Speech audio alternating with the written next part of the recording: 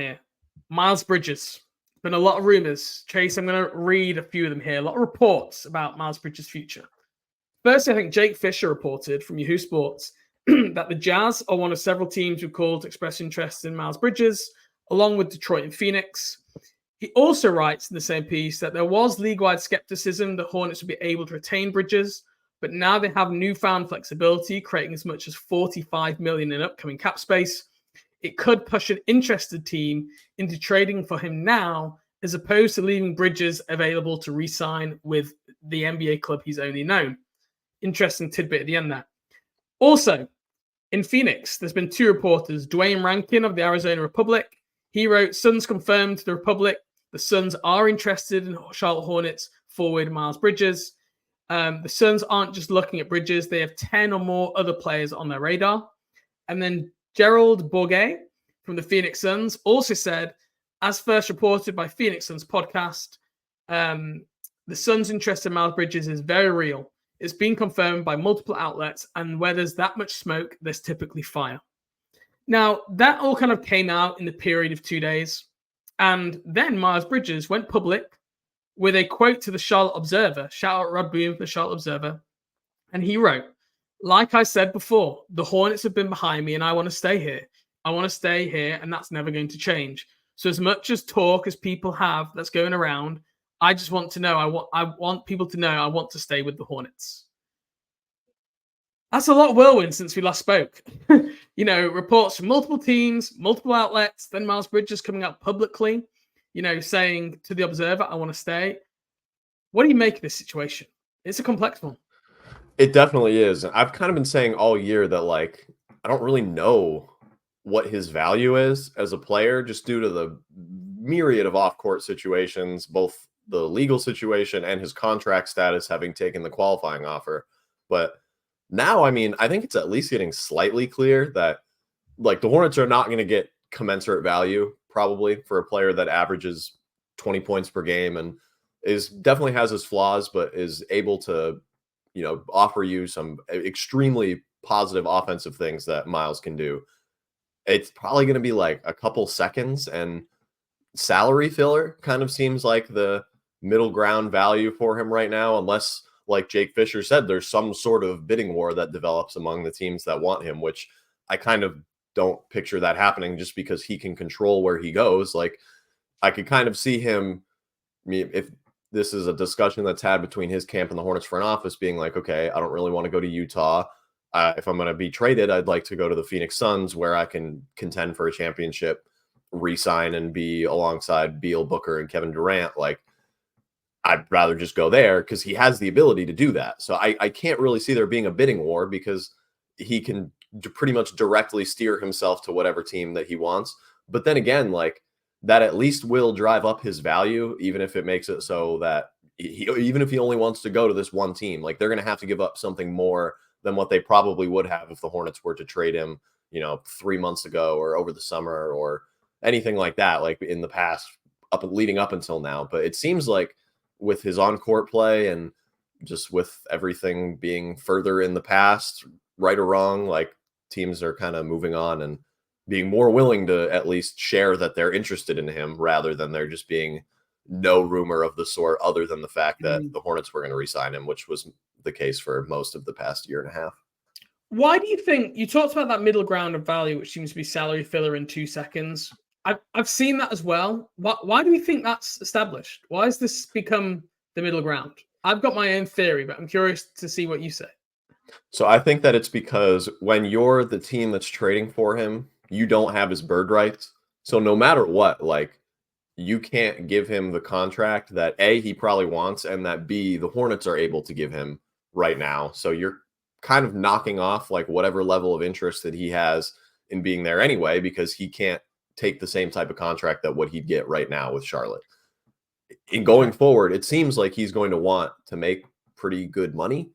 So I think that those teams know that there's a decent chance that even if they sign or trade for him, tell him they're going to re-sign him, offer him a commensurate value contract, he's still probably going to test free agency to some degree, which just opens the door for him to leave at some point. So I think that's going to knock a little bit off. And Obviously, he has an outstanding court case still that is like, I think, a week or two after the deadline. So there are a lot of things like that I think are not. But otherwise, like, I think he'd be probably worth a first-round pick, pretty similar to what Terry was over the last week. So your answer is kind of linked to my theory, which is the Phoenix Suns have very little assets, right? And Phoenix could not re-sign Miles probably in the summer because of that bird right situation you talked about. So they would be looking at Miles Bridges as a half-season rental, most likely. And for that reason, I completely understand. And I think I've seen trades proposed by, I think, Gerald and maybe like other people who cover the Suns saying this is what it could look like. You know, Nasir Little and some second-round picks, 2 or 3 second-round picks. And I think that's where like it's kind of emerged. Like these people who are keyed in with the Suns are reporting that there's interest, and then they're suggesting what a trade could look like. So the people are putting 2 and 2 together. And for Phoenix, I get that. For Utah and Detroit, they have a lot of cap space this summer. Like they can easily re-sign Miles Bridges. So for me, I don't see why they should hold the same like value for Miles Bridges. For me, they can put in a better bid because they aren't just trading him for a rental. They're trading for him probably for the next 4 years. So he's worth a lot more to those people. Now, I hear what you say. Miles has that no trade clause that he can basically waive.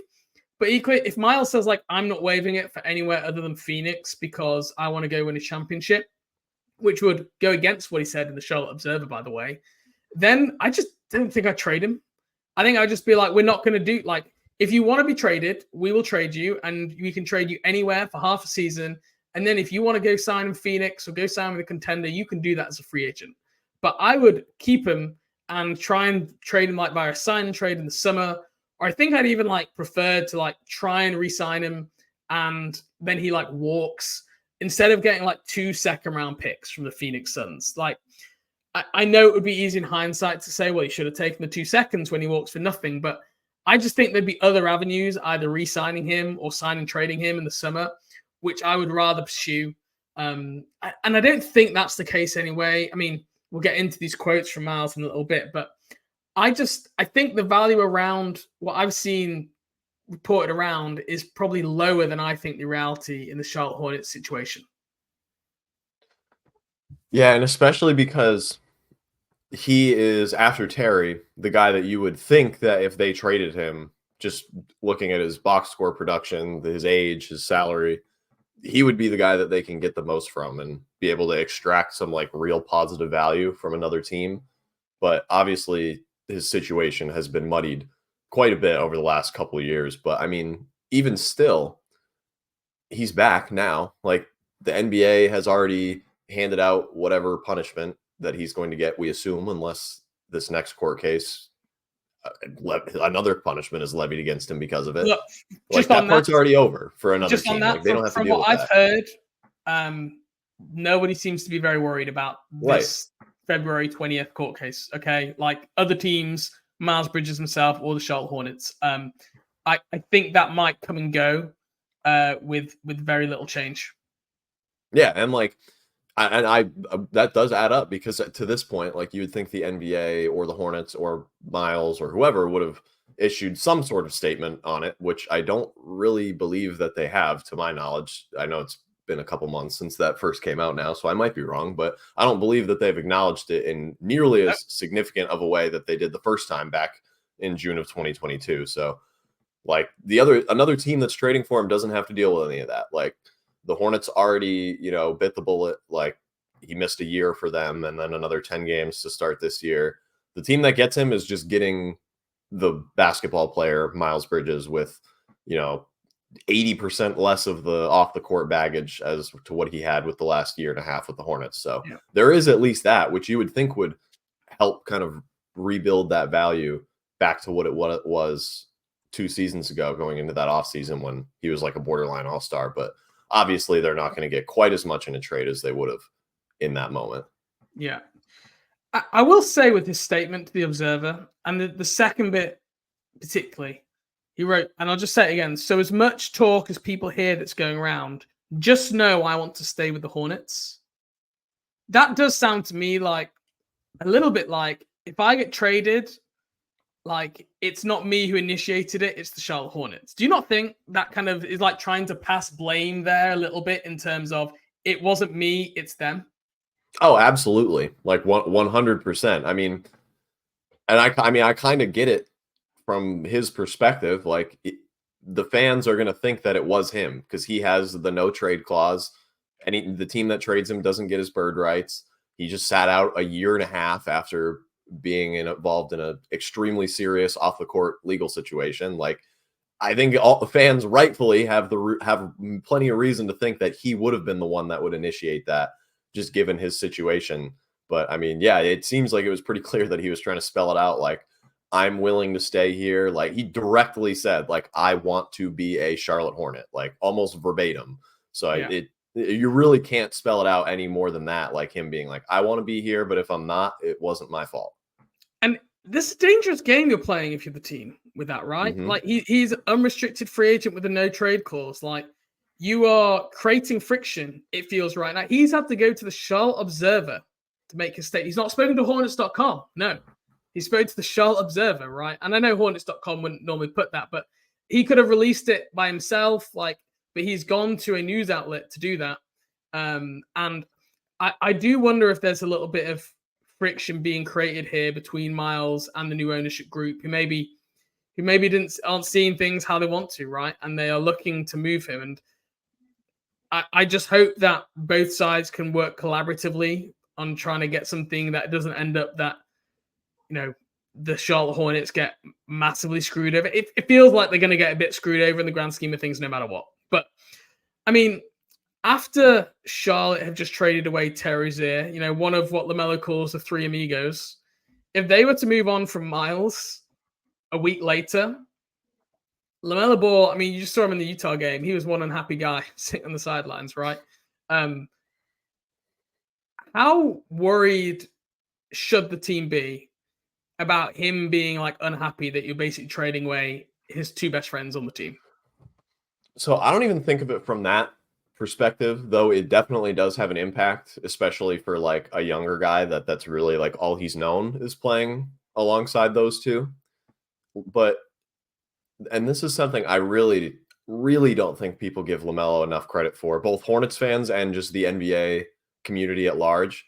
That dude really, really, really gives a shit about winning and being good and just not going out and having no hope to be successful or like leave an impact on the league. Like, he wants to be good. He wants to be on a winning team that every night has a chance to play with the other players on the other teams that are as good as he is. Like, LaMelo is the franchise cornerstone of this team.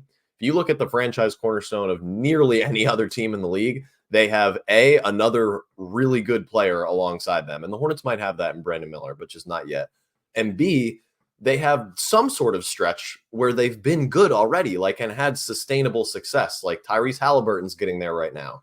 Anthony Edwards has been there. Obviously, Boston, Milwaukee, Denver, and Phoenix have been there with all of their young guys that have come up. LaMelo has not even gotten close to getting a taste of that. And when you trade away guys like Terry and Miles, you are only putting that further away unless you pull off some absolute wizardry this offseason with your asset management and turn the team from a bottom like cellar dweller into a legitimate top 6 playoff contender over the course of a couple months, which is always possible, but it would be very difficult. And then you're just asking LaMelo, if you don't do that, to sit through another year of being pretty much terrible like they are right now. And I don't know if he's going to be like too willing to do that. Like, he's not old, but he's getting older. Is he wired for it to get more painful in order for it to get better? Or is the idea of being worse than it is right now is to like, how does that make him feel? And the thing is, I don't think they will speak to him about it. Nope, they will as not. far as they're aware, like, he's under contract for 5 years. They have all the power. I don't even know, like, if you should either. Like, I'm being really honest. Like, if I was running the team, as soon as you start speaking to your like key player, but you know, you're basically deciding what you do as a franchise direction due to like the personal feelings of a 22-year-old.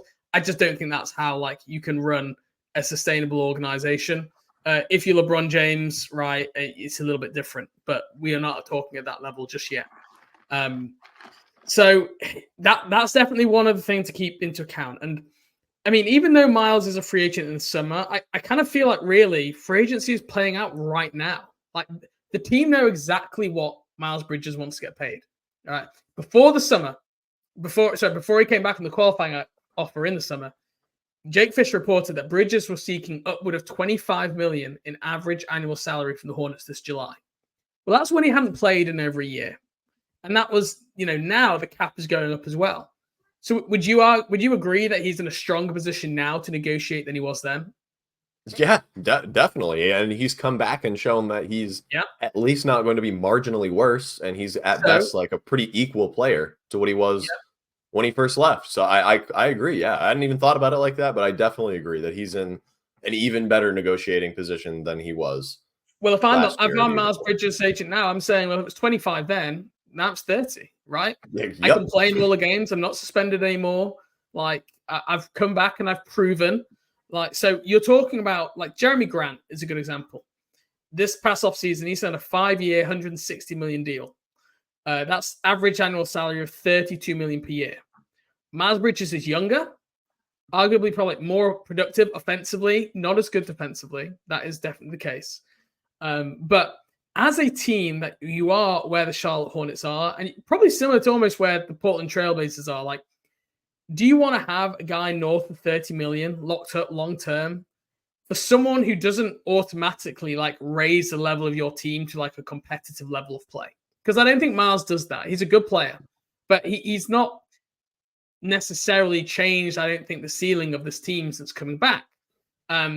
That's the question the team are asking themselves right now. It's not a question for the summer because they have to make a decision now if they do want to make a trade.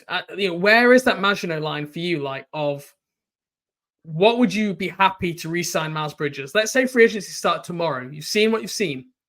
What contract are you thinking? Yeah, I want to have Miles Bridges back for that. Oh boy, I mean, it's so tough too because, and like you said about him not being somebody that really raises your floor like that. On top of that, you've drafted Brandon Miller, right? Like probably to be your 3. We've hoped that he could be a 2, but right now you're probably going to pencil him in as your starting 3. That means if you re-sign Miles, you're probably penciling him in as your starting 4. And that is like a very limited team building structure. Also, see, I wouldn't do that. I would have Miles at the 3, and I would go for Brandon at the 2. Like it might just to create the team bigger and like. But that's just me, right? Like, but I agree still with the fundamentals of what you say. Yeah. So yeah, like regardless though, like you are kind of like locking yourself into like a certain roster building structure right there, and like being able to play a certain type of way. Like that core is not ever going to be strong defensively. So A, Mark has to get a lot better and more consistent. And B, you probably need that 5th guy that slots in with LaMelo, Mark, Brandon Miller, and Miles to be like a really, really strong defender, which again, just limits the amount of players or the types of players that you can slot into right there. So that on top of all of the other stuff affects what I would want to give him even more. But I mean, if you just kind of like look around the league, like not even players at that position necessarily, but like the free agents this coming up this offseason that are making like around $20 million. Joe Harris, obviously overpaid. Lonzo Ball got injured. And then there's guys like Bruce Brown, probably not as good as Miles, but doesn't have the same off the court baggage and has shown that he can impact a winning team in many ways. Yeah. Right. He can fit anywhere. So it's like, are you going to pay him like one of those guys, which I think is probably more accurate in terms of his value? Or like you said, are you going to pay him like Jeremy Grant money because he's like a productive box score player and has asked for this salary before in a previous negotiation and has came back and only improved his standing to negotiate further? It's honestly very tough. I would rather give him like something like what Bruce Brown makes. That's $22.5 million rather than pay close to 30, which is what I think he'll want. And if it were me, like I would just let him walk. I think if he wanted like closer to Jeremy Grant money than like 18 to 20 million, like OG Anunoby just got traded and he has a player option. He makes $18 million. Like the Knicks are getting a boon with what they're paying him right now. Like I don't think if you put Miles in that situation, the Knicks are not 11-2 in their last 13 games. So it's the level of impact and salary are going to be a lot different, I think, for Miles. And you've got Utah and Detroit, who have both been reported, right, as interested, have both got north of 38 million this summer. Right. So they can just sign him like that. So I don't see a world where Miles Bridges is like getting less than 28, 30 million. Yeah. So if you're of that opinion that the Charlotte Hornets should not pay that, then I do understand the idea of moving him now. But again, just the quote in the Charlotte Observer, I think it's like, yeah, I want to be in Charlotte. But what he's not said in that quote is, if I'm paid what I want to be paid, right? So he's trying to shift the blame here when just realistically, there is a lot of teams that would not want to pay Miles Bridges that money. Utah and Detroit might be two that are, especially with his ties to, being from Detroit and the situation they're in, panicking. If those teams did trade now, I mean, I've tried to look through both Detroit, Utah, and Phoenix at what some trades would look like. And tell me which of these you think sounds like it makes sense. So let's start with Detroit. I had kind of two options.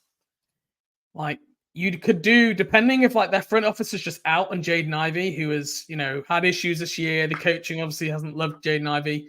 You could just do Jaden Ivey for Miles Bridges straight up, right? As a swap deal. I don't think it's a great fit with LaMelo. It's a bit of a bet on the talent. It's the kind of trade that never really happens, but it was one. But other than that, the only other thing I could see is James Wiseman in 3 seconds.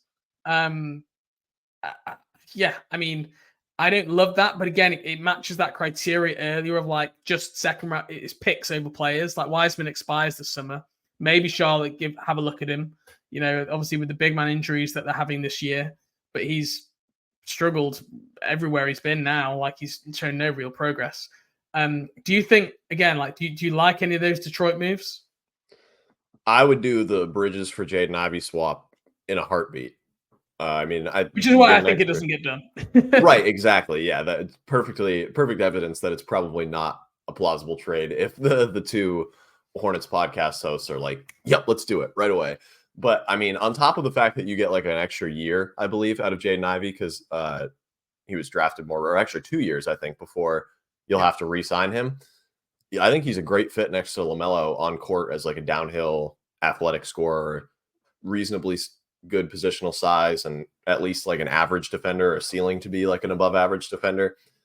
I mean, I'd probably do the James Wiseman one too, honestly, just for injury insurance at this point. Is essentially an upgraded version of what they would have gotten in Kai Jones had he spent the whole year with the team, athletic, rebounding, dunking big that is going to be off the books this coming summer. I mean, it's just a different player in Wiseman than what Kai Jones current front office liked James Wiseman a lot heading into the draft. Yes. Now, if he was there, he would have been a Charlotte Hornet. There's almost no question about it.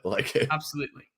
Now, whether what having a backup center for the second half of the lost season means, I mean, I don't know if there's any value there, but let's say he comes in and does well. Maybe they look to re-sign him in the summer to a team-friendly contract, and he's just, looks at a situation where he's happy. Maybe that happens, but you're basically doing that for the 3 second-round picks. For Utah, I think this one makes more sense because I think there's a lot more ways to a deal. You can go the Bryce Sensabaugh or Ochai Agbaji route as young players. You can do salary filler with Taylor Horton Tucker. They've got a bunch of firsts from the Lakers, Cleveland, and Minnesota. Enough firsts that maybe they'd be willing to put one on the line. Detroit just doesn't have any picks. That's the issue with Detroit. They're pretty pick poor. So Utah is the one that seems to make the most sense to me, just because any of those combination of picks and players seems to make some sense. I agree. I think, unfortunately, that's probably the least likely destination, or at least I think the one that he's most likely to, wave off on his no trade clause and say, no, I don't want to go there, because they're in a relatively similar situation to the Hornets. And I can't imagine that many NBA players are dying to move to Salt Lake City for 4 months at a time. But I would do that. That Bryce Sensabaugh one, I mean, as a big Bryce Sensabaugh top 10 guy last year, I would be more than enthusiastic about that one. Yeah, the Taylor Horton Tucker, not so much. That's where like the roller coaster went up with Bryce Sensabaugh, and then it went right back down when you said Taylor Horton Tucker. That one, like that's probably more realistic though. Like taking on somebody that's maybe not as positively viewed among NBA circles as they were a couple of years ago. That's now on like a more long-term contract, and what they were as a player does no longer matches up with their salary slot. And he's an expiring. That's probably exactly. He's an whereas with Abaji and Sensabaugh, I talked earlier like picks over players. You're making it like you're probably not getting a first then when you include one of them in, especially Bryce, right? Because he's a recent first. So, and I just think in any deal they would prefer to just get the pick rather than get the player, because for the same reasons we talked about earlier. But it's possible. Like the value, I think, is equivalent there. Yeah, right. And then that just goes back to what we said too, with like you're forcing players on a new staff and front office. Like you're essentially being like, if you don't like Bryce Sensabaugh and Ochai Agbaji, you have to trade them again, or you just have to let them walk for nothing, which nobody wants to do. Really, either of those things, especially letting them walk for nothing. Yeah. The Phoenix, we've already talked about it. Any trade, it's basically Nasir Little and a mixed bag of seconds. Like the 2024 Spurs second, you think is nice because it'll be towards the top of the second round. But remember, the 2024 draft is pretty weak. So really, like compared to other years, it's probably like a mid-second in terms of value. Again, I think if I had to rank these teams in terms of where do I see most likely a deal getting done, I think I probably go like Utah first, then Detroit, and then Phoenix. Even though, like I say, Miles might say, I'm not going to waive my no trade clause for anywhere other than Phoenix. If that happens, like I'd almost just say, then we'll take it into the offseason, because then you can't go to Phoenix. Like it's impossible for them to do it from a cap perspective. You say to Miles, we will send you anywhere that gives us a first round pick. We will happily send you there, but that is our offer and we're not moving from that. Yeah. That's true. Because if that happens too, you almost have that gives you leverage, like in a way. Like even though he has the leverage with the actual like no trade clause in practice, like that almost gives you leverage. If he really wants to go to Phoenix that bad, you can be like, okay, then like why not just talk to your camp or whatever, have them communicate with Phoenix that they have to give us every available second round pick that they have. Like if you want to go there so bad, if they want you so bad, that's what will happen. Like then that actually kind of flips in your favor at that point. But then it's the Bradley Beal trade almost like rehashed, right? Which was a bunch of seconds and pick swaps, which is what ended up doing. And but Bradley Beal was obviously under contract for longer, whereas Miles Bridges wasn't. And so, but what other choice do the Suns have? They don't have many moves left to make.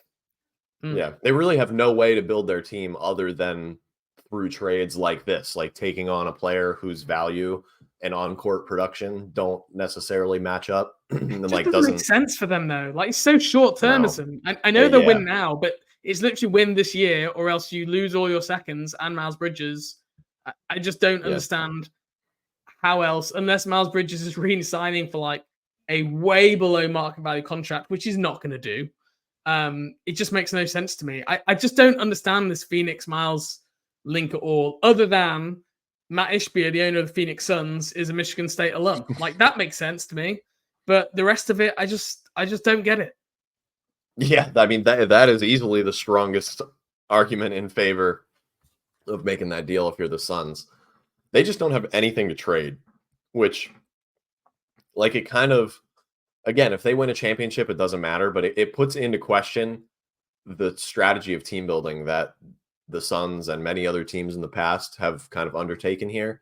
So, I mean, I agree with you. They're probably the least likely team of those three to trade for Miles, purely because they just have no assets to trade. Like they don't have anything good to give up.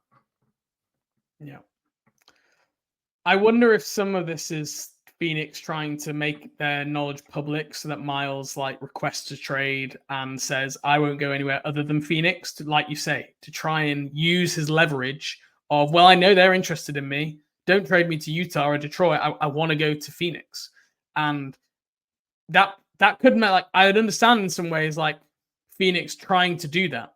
Because if Miles didn't know they were interested, Miles might be like, yeah, I'll go to Utah for half a year. Fine. Like they'll be in the play-in or maybe the playoffs. That'll be interesting. So I think that's maybe what's happening here. And that's why we're hearing so much noise from the Phoenix side. Okay. Moving on to our last part of the show. Before we do, I want to quickly tell you about the All Hornets t-shirt online store. This podcast is brought to you by All Hornets.